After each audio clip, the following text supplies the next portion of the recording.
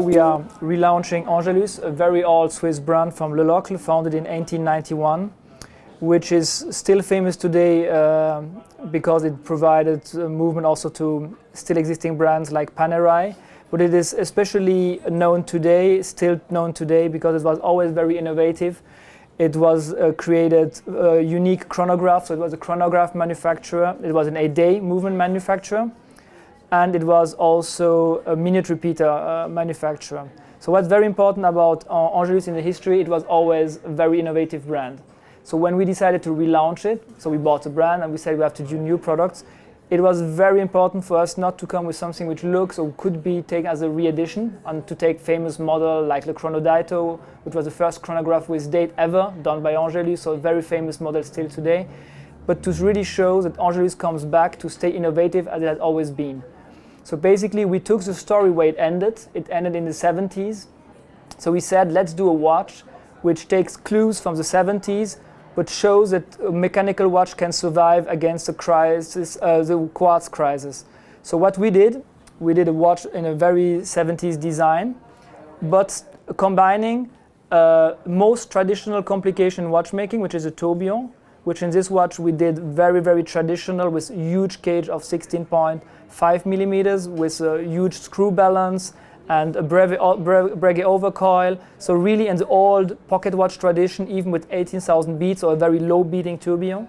And we combined it with a sapphire dial, which looks a bit like a quartz, and also the watch jumps. Like you can see, we have a dead beat second, which was just a reminiscent of a quartz jumping watch. It would be the only Angelus to have a jumping, but it was really to have one side, it looks like a quartz, and on the other side you have really the full beauty of mechanical watches, both in one.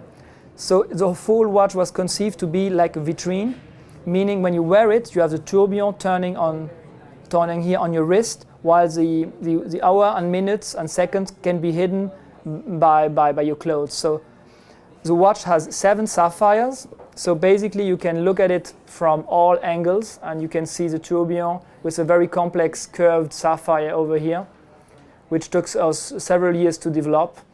We have sapphires on the sides, and we can also read a linear power reserve indication, also in the case band. So normally when you wear it, only the wearers can see the power reserve of his watch. As I said, the tourbillon can really be seen from all sides. Also, when we decide about the movement design, we really try to find haute horlogerie, but with codes, which would be more in the 70s style. So we have a very special engraving on the main plate.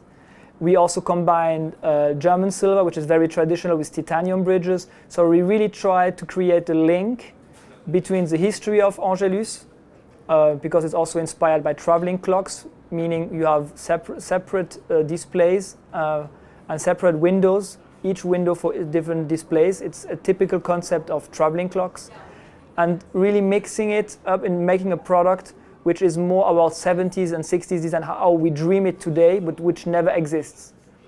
So, and this gives obviously a very concept watch, which also is here to show that Angelus comes back as a real manufacturer, able to do very complex watches. So other watches will follow quite closely, which will be round, which will be also very contemporary, but obviously a bit different in shape.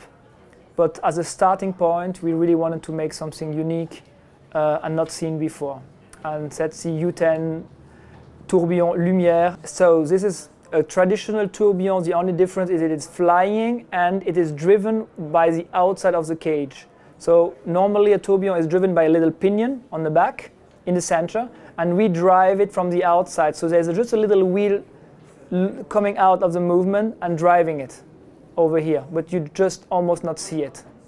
It's a double barrel, guaranteed 90 hours, which is it's a long power reserve when you think about the size of the tourbillon, which needs a lot of energy consumption.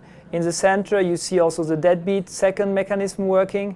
And as I mentioned, we have a power reserve indicator, which is linear and vertical, meaning it's shown on the side of the case and not on the normal dial.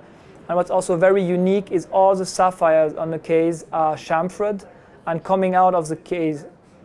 So it cuts a bit the straight lines and gives more volume and more 3D to the watch.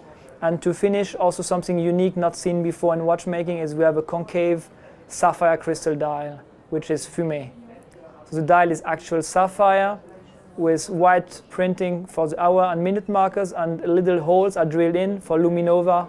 We have different dots to show and light, so it glues at night. You can see it, and the hands, which are black, are glowing blue at night.